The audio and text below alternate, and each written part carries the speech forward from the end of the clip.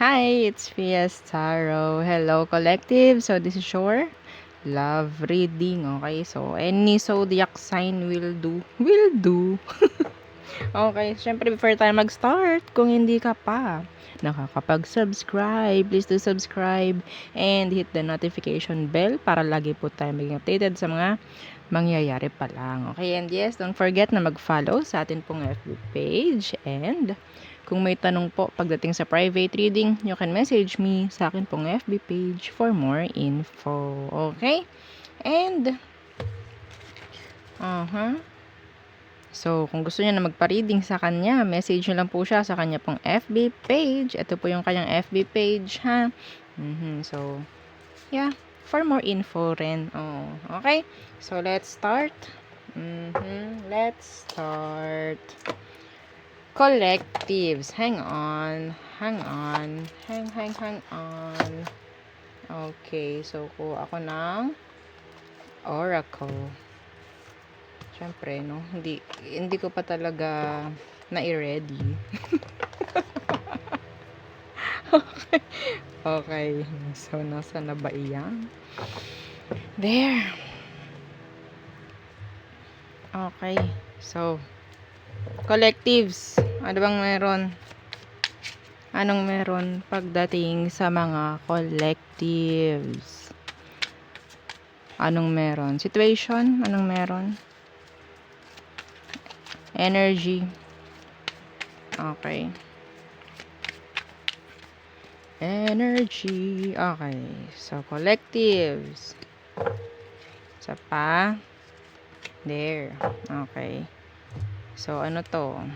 Resistance. Secret admirer. Suppressing. Timid. Okay. And escaping, avoiding, blocking, pushing away. So, ano, parang same lang sila ng energy.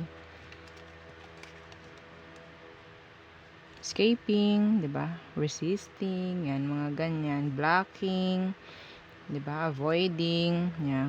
Suppressing, timid. Okay.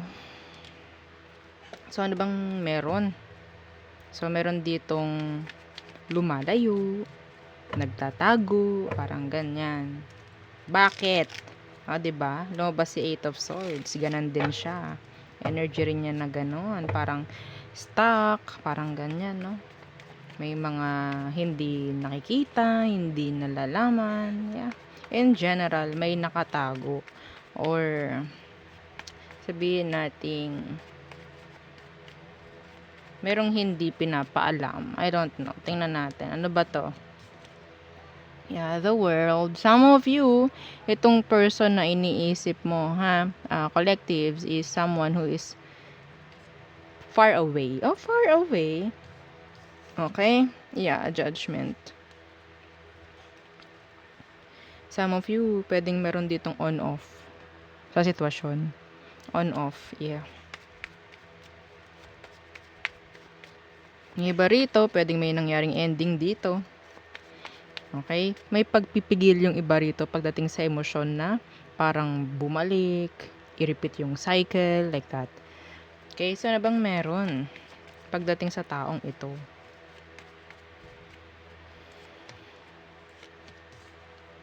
Yeah, the Two of Cups in reverse and ooh, yes, the Three of Cups. Some of you, in general, meron lang po talaga ditong tawag dyan, distansya. Physical, emotional, okay? Pero sabihin nating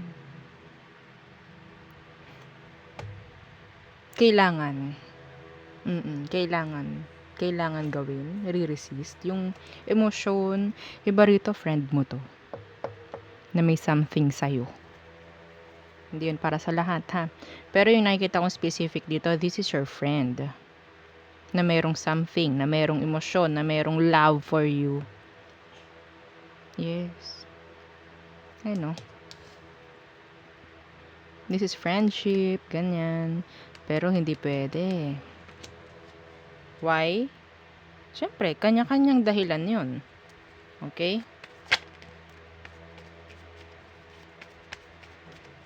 Ano bang totoo niyang emotion for you? Bakit siya ganyan? The Nine of Swords in reverse. And the Six of Cups in reverse. So, talagang tinatry nito na i-avoid. Okay? I-avoid yung mga possibilities na like awkwardness, mga ganyan. If this is your, sabihin nating friend, ina-avoid niyo yung mga, sabihin nating ka-awkwardan, oo, yung mga magkakaroon ng gate, magkakaroon ng limit, dahil, kasi kapag nalaman or sinabi yung totoong emosyon, baka magkaroon ng hiyaan. Okay? Baka magkaroon ng hiyaan. Yeah, see? Secret admirer. This is someone, sabihin nating palaging nandyan for you. Okay? Pero hindi mo alam bakit nandyan palagi. So, yun na yung story. Itong person na to, okay, kasi mas malakas yung sabihin nating nandyan sila, tabi mo. Pero merong sabihin nating distansya emotionally. Okay? Emotionally. Pero physically, some of you magkasama nga. Okay? So, iniiwasan ng taong ito na makita mo talaga ang emosyon. Hindi niya, yeah, they're like low-key. Low-key. Anong next action niya? The Three of Pentacles. Some of you, kasamahan mo pa to sa work. Or kaklase mo. Mga ganyan. Friend. Talagang small circle. Parang ganyan. Nasa isang circle lang kayo nito. See? The Three of Swords. A lot of three. Meron ditong isang situation rin na kaya ginagawa niya yung pag-avoid or pag-alis dahil may something. Okay? Maybe some of them is still in another connection or some of you nasa isang connection. Okay? Or sabihin natin, kanya-kanya po ha. Okay? Kasi kapag iisa-isahin natin ito, ang dami nitong dahilan na to. Okay? So, yun nga, ang punot dulo, hindi. Yung, ating paiikliin na lamang na ang sitwasyong nakikita ko rito is kailangan lumayo dahil kailangan. Pero nandun yung emosyon. Okay? May emosyon tong taong to pagdating sa'yo. Advice. So, hindi ko naman kasi nakikita na masama yung intention ng taong to. Kasi they're like fighting, no? Fighting kung anong dapat, kung anong tama. Parang, okay, gagawin ko to kasi ito yung tama eh. Parang ganyan. So, tingnan natin anong advice for you, collectives. The Hierophant in reverse. And the Empress. Well, ang sinasabi rito, alamin mo rin, no? Dapat alam mo rin. Alam mo rin yung limit mo pagdating sa kanya. Kasi iba sa inyo, talagang gusto mo rin tong taong to. Okay? This person is trying to respect the situation. So, ikaw rin. Dapat ganun ka rin. Hindi po ito dapat pag-focusan dahil hindi dapat. Lalo na po kung meron kanya-kanyang love life or sabihin natin meron siya rin, meron siya, meron ka, mga ganyan. Okay? Pero kung wala man, if this is a past person, okay, na hindi niya kayang umalis, lagi siyang nandyan, chat-chat pa rin kahit wala na, okay? So, I guess, pwedeng sabihin nating open the line of communication. But yeah, set a healthy boundary. Okay, healthy boundaries pagdating sa situation dahil syempre may pinagsamahan na kayo niyan. Okay, may pinagsamahan na kayo niyan.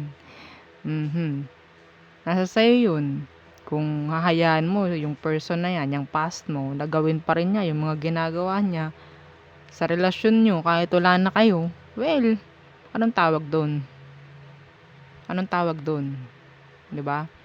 Halawakan natin ang pag-iisip dito. Okay?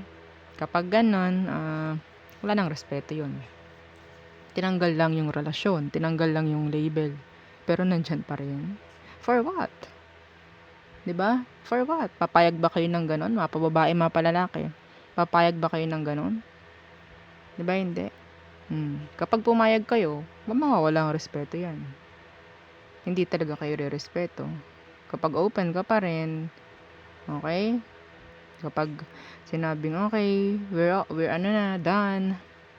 Pero nandyan pa rin. Syempre, pakita mo sa kanya, okay, we're done. May limit na to. Like that. Kung gusto mong kausapin, okay, kakausapin kita. Like that. 'Di ba? Ipakita mo kung anong rule. 'Di ba? Okay, hindi pwede yung, well, meron naman tayong connection. Baka naman. Ano to? Okay, so yun ang ating reading for the collective. So yeah, thank you.